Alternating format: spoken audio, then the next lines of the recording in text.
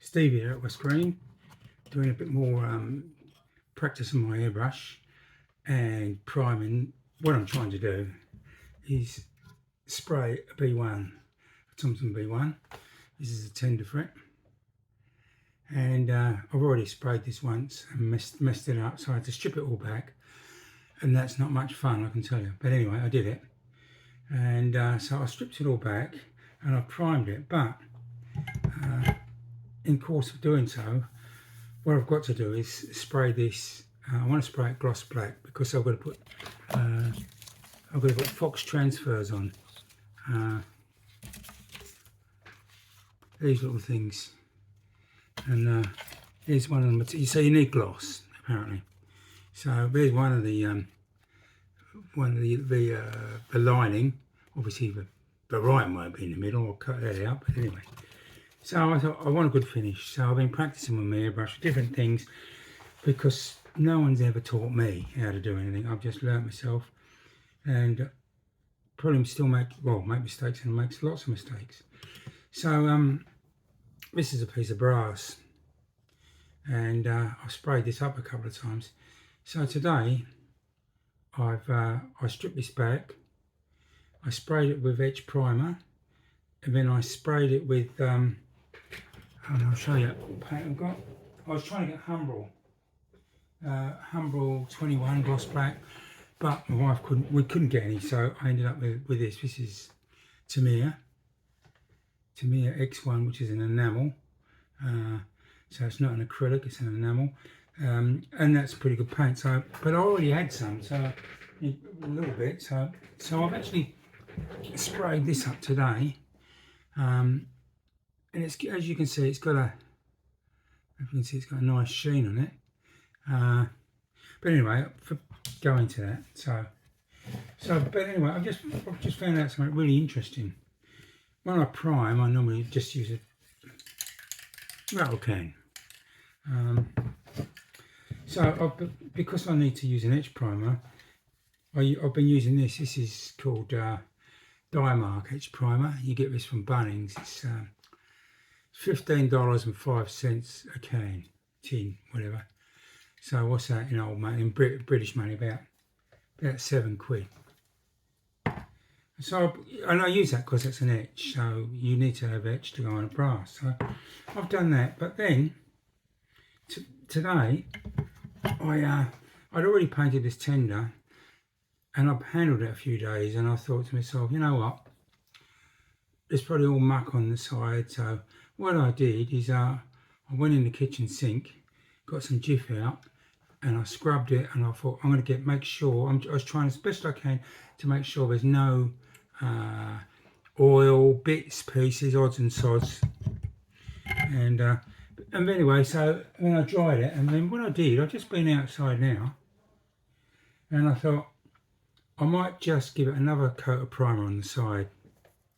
So then I use this cheap stuff. This is the $6.95, £3.50 a tin. And I thought the finish looks better. So what I've done is I've actually sprayed up. I'll show you in a minute. Well, actually, you can see it there. Look. That's the etch primer, right? There's etch primer underneath here too. But then I let it dry, which doesn't take long. This stuff will dry in 10 minutes, especially as today it's probably about 35 degrees outside. But look, then all I did was put it on in my spray booth on my turntable, flat down, sprayed it, waited a minute, got a piece of paper, a little computer paper, put it over, put a few weights on it, and then look at that. You can see. So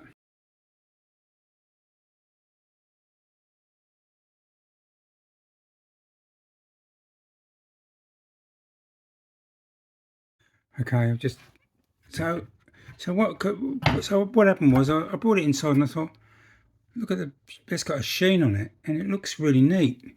And I thought, well, maybe it's my imagination. So I like to experiment and prove my point. And as you can see, look. So I think in future, I mean, I don't know, there's other primers out there, but I mean, I wouldn't put the export straight on brass because it's not got an etchant in it. So I thought, but there's nothing to stop me getting that on and then hitting it with this. I've still got a lot to learn, look, because when it's funny, you know, because this has got scratches in it, and you can see, even though it still comes through. So all those scratches come through. You wouldn't think so, but it does. But anyway, so my next step, hand, heart and mouth, is to spray this. I just don't want to mess it up again. Actually, I don't know. Export, make this stuff in black, $6.99 or whatever it is. And I thought, all I want, look, I'm not trying to be sophisticated about it. All I want to get painted and look good. Shiny and free of as many blemishes as I can. And that's another issue, because when I'm spraying, I think, you know, what sort of foreign matter is in the air, you know? What sort of, is there anything in the paint? I've often thought maybe there's bits coming through the airbrush like water vapor, but there's not. And then, I don't know, maybe I'm just too pedantic about it, but maybe I want something better. But I'm not a professional, you know. No one's shown me, so I'm just going to give it a go. But I'm quite happy with that. So I'll leave that overnight. I just want to get that finished and get these transfers on. Then I can dull this all down. And bingo, I've got a tender. Then I've got to do this. This is the loco up there. I'm not happy with that finish either. I may even strip that back yet. Who knows? I'm just trying hard to do my best. Anyway, leave a comment, a like, whatever. Tell me what you think. Maybe you're an expert. I'm certainly not. There's a few out there who know what they're doing, but I'm not one of them. I'm just learning by trial and error. Anyway, it's all good. Thanks for watching.